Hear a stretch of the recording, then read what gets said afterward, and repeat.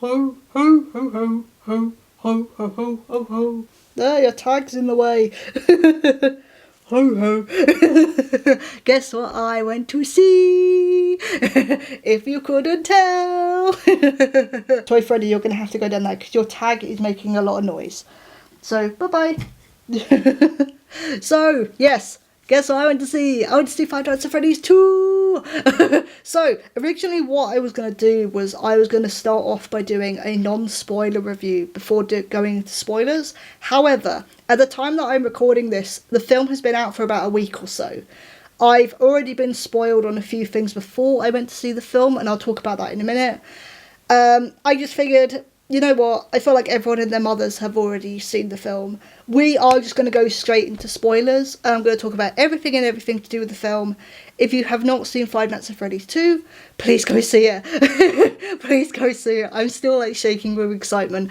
Please go and see it because, oh my god, I loved it. I'm so happy. Yeah, so I feel like I don't need to explain what Five Nights at Freddy's 2 is. Set 1 year after the first film. I absolutely loved it. I absolutely loved this film. Before I actually went in to see this, I got spoiled on a couple of things. So, the Circus Baby reference I got spoiled on. Thank you, Dorco, for that one. Really appreciate it.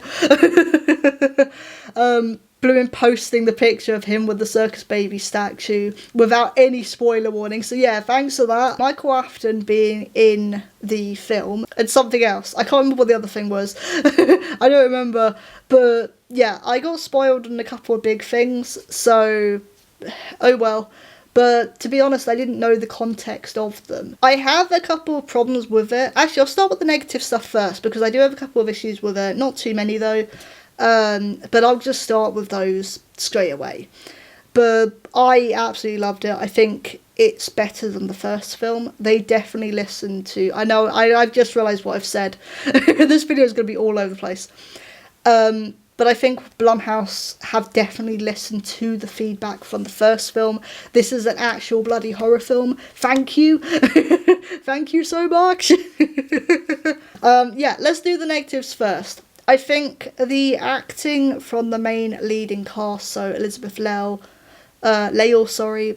Josh Hudson and Piper Rubio, I think is a bit wonky in the first act. It does take a bit of time to like get into things. Once the film starts going along, the acting does get a bit better, but it is a bit wonky and a bit awkward at first, at the beginning of the film.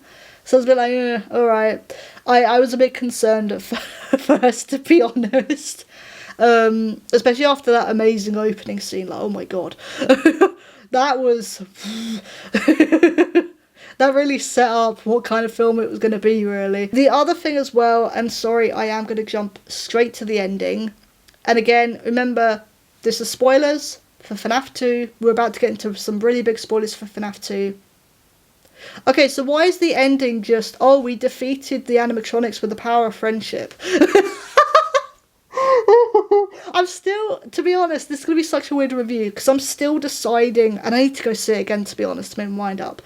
I'm still deciding whether I like the ending. I will say this, I have, now that I've seen the film, I have read up on, like, critic reviews and stuff like that, and other people's thoughts on this. And it's very divided, and I can actually see why. I can definitely see why the ending feels very rushed. Michael Afton is now in this, and he's a villain. Okay. In context of the film, it makes sense that, oh, one sibling was, like, okay with his father's actions, while the other sibling wanted to move away from that and ignore it and, you know, escape their past. Okay, fine, whatevs. But, like, I don't know, give him a different name. I just feel like, fuck it, give him Evan. Evan, the crying child. He didn't die in this one. Do that. Instead of making, you know, an already, I was going to say well-established. He's not well-established. But an established enough character from the games that we play and has. Don't put that kind of character into this film and make him a villain and make him completely nutcase. Which, by the way, his whiplash entrance was the biggest jump scare I got. It was the biggest I jumped in that entire film. that was, oh, it made me jump so much. But yeah, I do feel like the ending is really rushed. I can definitely see what other people are saying with this. A few of my other friends have said the same thing, and I actually agree with them. It did feel quite rushed. It was a bit weird. I still don't really understand his motivation, to be honest. It was a bit strange. I think those were kind of the only problems I had with the film. I know the other big one is that the puppet is actually a villain in this film. I was okay with that. I was actually okay with that. It felt very... if you've ever seen Ju-on, the Grudge films, the Japanese films, and actually the American remake as well, like, those are some of my favourite horror films. Like, it definitely reminded me of that, where... But yeah, let's move on to the puppet. Because I actually really liked the puppet in this. Like, really, really liked the puppet in this and how they portrayed her. I thought her story was actually quite emotional. It kind of continued on that whole thing that the first film had, where it's like, oh, they trust the kids, but they don't trust the adults. And this is a thing, again, that was in FNAF 2, the game, where the toy animatronics didn't trust the adults, but were okay with the kids. And it's the same thing here. And typical Five Nights at Freddy's franchise, you know, the parents are absolute morons. The opening scene happens, and the opening scene, oh my god, the opening scene was incredible in the worst way, where Charlotte, who becomes the marionette, sees the yellow rabbit leading its child into the back supply room, and you think that he's killed this kid. And Charlie intervenes, and by doing so gets chased down by the yellow rabbit, which, by the way, that was terrifying. It felt like, you know, when you're playing Security Breach and you can hear the footsteps of an animatronic chasing you, like, right behind you. It felt like that. I had that feeling again. Obviously, she dies and falls into the trapdoor where the music box and the puppet box is, and her soul merges with the puppet. And yeah, that scene was incredible. Oh my god, that scene was incredible and so stressful. And the way they incorporated the music box into this, where it's like, oh, the music box was a gift from Vanessa and from her dad, and it puts her to sleep, it calms her down. I thought that was a really good way to incorporate this. You have to keep the music box going, otherwise she'll come out because she'll wake up, which is what we also see in the beginning of the film when those paranormal, like, YouTubers go into the building, which, by the way, that whole fan footage sequence was amazing. But because of this, she died in a fit of rage. The emotion that she got stuck with when she died, and this is where I'm bringing in the Grudge comparison, she died just feeling rage. So in The Grudge, if you've never seen the films, also I recommend them, go watch them, they're amazing. But the whole idea of The Grudge is that if you die a sudden death, you get stuck with the last emotion that you felt as you were dying. It was that kind of thing, and it's the same thing here. She felt rage for the parents who didn't stop this from happening, so that's how she died. Sorry, that was a very long explanation, but I'm okay with that. I quite like that, because they, like with the first film, they mixed in different parts of the FNAF franchise into this to make a new story, which I'm completely okay with. We'll ignore the Michael Afton thing. To make a new story within this film, which I quite liked. And I think also the marionette was really scary. There were so many of her jump scares that got me as well. Like, oh my god. But I think the jump scares were really, really good, actually. And very, very effective. Like, again, like I was saying, Blumhouse have actually made this a horror film, which I really, really appreciate. Once again, Jim Henson, Creature Shop, you are amazing. The attention to detail with the animatronics, with the sets, the security office. There's a whole sequence where Mike is trying to track down the toy animatronics after they get outside. There is a reason for that, by the way, which I thought they explained quite well. But they get outside, and Mike is trying to track them down to disconnect them from, because the puppet has control over them, so he's trying to disconnect their wirings, essentially, from the security computer in the office. And this whole sequence does essentially become oh, he's playing FNAF 2. You have the mask, you have the torch. You know, he sees Withered Foxy at one point and puts the mask up and he's like, why is it not working? Why is it not working? Which we've all felt, by the way, which we've all felt. But I think they did a really good job at explaining how that works, like how the mask works and why it works. So the mask has like wiring in it that the animatronics can scan to see if it's also part of an animatronic, or if you are an animatronic. If it sees it as you as an animatronic, it will go away.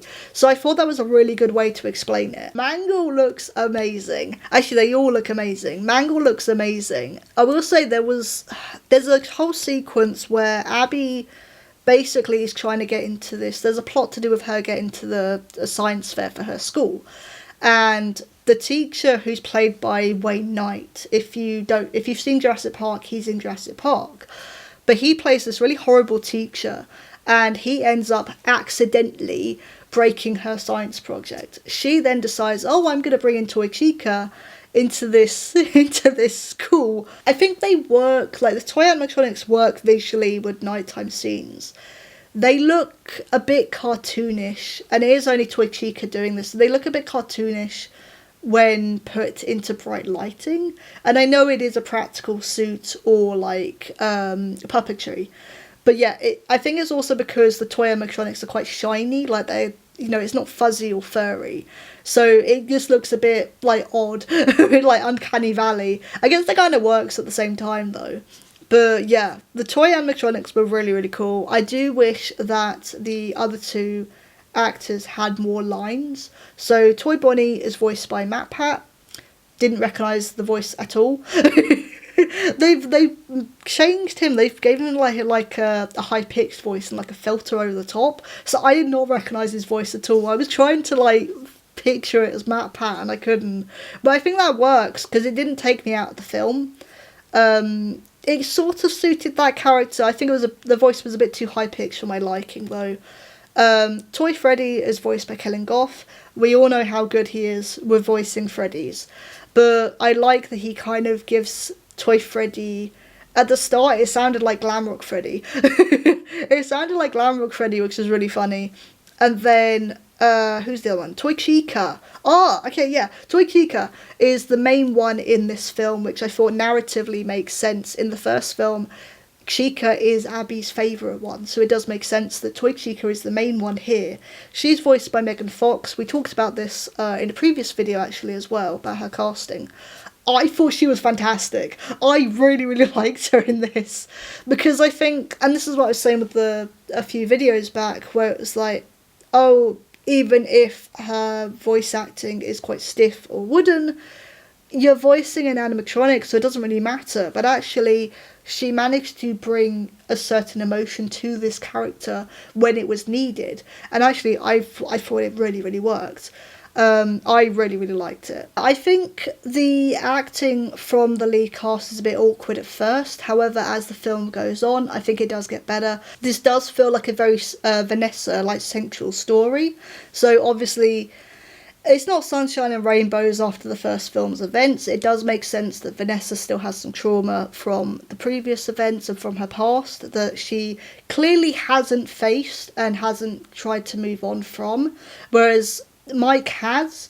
So I like that Mike, I think this was in the trailer in the restaurant scene, like he does suggest, well, what I did with the dream sequences and lucid dreaming actually works for me, maybe it could work for you. So we do get a similar kind of scene where she has a lucid dream as well, and we look into her past, which is where the circus baby thing comes into it. That was very interesting. But I think it makes sense for the film to be like, no, just because these events are done doesn't mean that everyone has moved on, doesn't mean everyone has like healed from this. It makes sense that Vanessa would still be traumatized from this and from her past. It would still be affecting her. It makes sense though also that Mike wants to move on from this stuff as soon as possible and quickly as possible. In that, he's a bit careless as well. Like, he wants Vanessa to, like, not get involved with his life. We'll talk about that in a minute. More of that in a minute as well. And that's kind of hinted throughout the film. Like, he just wants her to quickly move on so they can just all overall move on with their life. But it's not that simple, especially for Vanessa. And even with Abby, this is in the trailer, like Abby still wants to find her friends, which are the animatronics from the first film. So it does seem that it's interesting how they're all sort of dealing with this, or trying to deal with this, but it all kind of makes sense in the context of the film, in the context of the narratives, and what has followed on after the film. But it's not just the main cast from the first film that are in this. Skeet Ulrich has now been added to the cast, which means that he is in another horror film with Matthew Lillard, the last one being Scream, what, about 27 years ago? I'm not... No, stuff it, I'll reveal... I'm doing spoilers on this, we'll reveal who he is.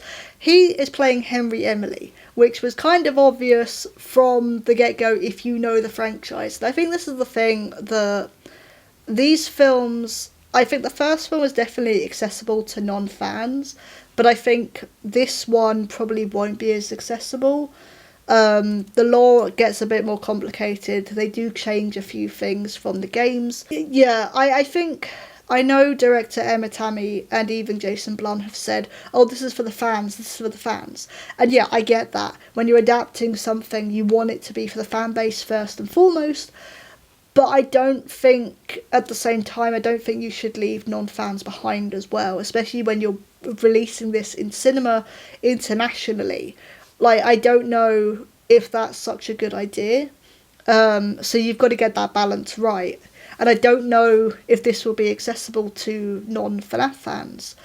But yeah, Skeet is playing Henry Emily. If you are a fan of the franchise already, you probably would have guessed that already, especially with the scene between him and Mike when he's talking about Charlotte getting killed. Skeet is only in this for like one scene, but I think actually he was really, really good, and it made Charlotte's story like more emotional. I thought he did a really good job as a father who's lost his daughter suddenly, or to a sudden circumstance all those years ago. And I think he did a really, really good job.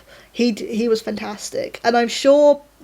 Stick around for the end credits, because there is a voice clip from him. So I'm sure we're going to see him in FNAF 3. And I said earlier that Blumhouse had...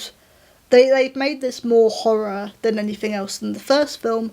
And actually, while this doesn't show too much blood, aside from a sequence with the paranormal like YouTubers, it sounds gruesome. There's quite a few deaths in this film that do sound quite squishy and gross. They do a good job at like leaving it up to your imagination to decide what's going on, which I quite like. I think that kind of adds more to the horror. There are a few moments where they do show blood stains and like blood and stuff. There's a bit again in that sequence with the paranormal people where one of them gets killed by Mangle, and you just see body parts drop onto the floor like through the camera. Like, that's amazing. But it's a really cool way to be like, okay, we're still gonna do gore and gruesomeness, but we're gonna, we're not gonna show too much. We're gonna leave the rest of it to your imagination, which I think really, really works. Let's talk about the ending, like the ending. So toy animatronics get defeated by the power of friendship. That I'm still dwelling on by the original animatronics from the first film. Michael Afton gets knocked out by Mike's friend Jeremiah, I think his name was. He was in the first film as well. I like how he had more of a role in this one as well. Oh, Doug, the lawyer, gets a cameo as well. Which I completely forgot about that. I didn't even write it down. I forgot about it. It's just a very small moment, but I liked that came back. I'll include that in the next video, because I am going to do a reference and Easter eggs video as well. So I'll include that in there too. But yeah, so toy animatronics are defeated, blah blah blah. Suddenly, so they're in Vanessa's house, and Vanessa goes to try and comfort Mike and Abby. And Mike suddenly says, don't come near me. Like, don't go near us, don't come near us anymore. And she suddenly goes, oh, like, why, what's the problem? And he basically says, like, he's getting fed up with the fact that she is not telling him everything that he needs to know, and her secrets are putting them in danger, essentially. And I think the film had been leading up to this. There were a few other moments where he was surprised to find out information that Vanessa knew about already, and a lot of, especially when they find the security office in the FNAF 2 location, and Mike is just like, what the hell are you talking about? You could see it on his face. He's like, okay, well, you didn't tell me any of this, and you should have done. So it was kind of leading up to this, but I think, I don't know, I think the moment that it happened where Mike says, like, essentially they both leave her at her house and abandon her, essentially. So they're now just separated from each other. And I think it made sense for that to happen, but I don't think it made sense for that moment to happen at that point. I think a bit more time should have been added onto the film for them to kind of just be like, okay, so we need to talk. I think a bit more time should have been added on, because it was literally animatronics get destroyed, straight away we're into that moment. And it just felt like it happened way too quickly. The very last shot is actually nearly in the trailer, which is a bit cheeky. So the very last shot is Vanessa standing by her house doorway, looking like she's about to cry. She's just been abandoned by the only people who originally comforted her and took her in. We see in the background the puppet is still there. They've left her there, which, by the way, that was amazing. Like, the puppet can possess, like, people. That was incredible. That was terrifying, and all of the scares were from the puppet, and very, very good ones. Abby getting possessed was insane. Was actually insane and creepy. Like, it became an actual haunted house film. But yeah, they have forgotten about the puppet still being there. The very last shot, the puppet possesses Vanessa. Look, I wanted Vanny, but I didn't realise this is how we were getting it. I didn't realise this is how we were getting it. And yeah, well, let's talk about the mid-credits scene as well, because, oh my god, I knew this was going to happen, but just hearing it on the big screen was insane. And it is a small moment, I know, but it's the fact that we're getting Fazbear Frights. We're getting Fazbear Frights, the horror attraction, on the big screen. Oh my god. The mid-credits scene is these group of people come in with, like, what do you call them? Not strollers, like the things you put on parcels, like forklifts and stuff. They come in to the FNAF 1 location and go, oh, we need to, like, pick up all this stuff. Like, we got to make sure it's authentic for the horror attraction. They don't mention it by name, but they say the horror attraction. So you know what that means. If you know where the games go, you know what that means. And one of them is already in the building. At the back of the building, they found the secret room where William is. And we finally get a look. We don't get too much of a glimpse, but it's enough of Springtrap. Oh my god. From what I could see, he looks incredible. Oh, I'm getting so hyped up again. He looks incredible. Like, oh my god. And all you get is just the little eye lights up. You hear, like, coming from inside, like inside his throat and inside the suit and stuff. And that's all you get. That's all we need. That's it. Like, ha! Yeah, it looks amazing. I'm so excited. But I think for the next film, they've got a lot to deal with. So I think what it's going to do, I'm still waiting for a Vanny. I think we're going to get a Vanny, just not the way I thought we were going to. So I think it would be interesting to have Vanessa and Springtrap team up. I think that's where it's going. So in a weird way, we are getting the Glitch Trap and Vanny, but not in the way that I was expecting it to be. But at the same, for me personally, I'm quite excited for where this is going to go. It's definitely going to be interesting to see if Mike and Abby completely abandon Vanessa, or if they're going to realise, actually, okay, maybe we need to help her a bit more. I don't know. I don't know where it's going to go from this point, but either way, I'm excited. I do wonder if the Circus Baby thing is going to come back as well, because that obviously that the section brought in the idea that Sister Location had of William was creating these animatronics to trap kids to get the remnants of their souls. Like, that did introduce that idea as well. So I wonder if that's going to get expanded in the third film. I had a great time. I had so much fun watching this film. And that's the thing, it's a fun film to watch as well. Is it a bit silly at times? Yes. Is it a bit cheesy? Yes. And I don't want to feel like sound like I'm like making excuses for it. But it is Five Nights at Freddy's. Like, Five Nights at Freddy's does have a really silly sense of humour with it. It is a bit cheesy, as well as horrifying at times. So I thought this really worked. Yes, there was a couple of things I didn't like, and a couple of things I need to sort of figure out if I liked or not. That'll be for the next video, I guess. And yeah, if I've missed anything that I wanted to talk about, I will talk about it with the next video. So yeah, I love this. I'm gonna go see it again at some point. I know one of my friends wants to go see it with me, so yeah, I'm definitely seeing this again. But my next video is going to be depending on when me and my friend go and see it the second time round. The next video is either going to be my reaction to the Amazing Digital Circus episode. Apologies, that is going to be late. I actually didn't realise that it was coming out so soon. Oops. And then my next video will either be that, or it will be my reference and Easter eggs video for FNAF 2 film.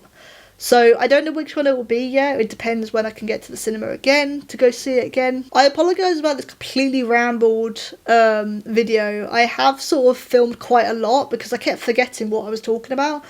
So point being, this is probably going to be really weirdly edited as I remember stuff or like re-record stuff or something because I've forgotten what I was talking about. Oh, maybe I shouldn't be recording when I'm so tired. But yeah, I loved it. Can't wait to see it again. Think it's better than the first film. And yeah, I want to go see it again. But thank you all for watching, and I will see you all soon. Bye!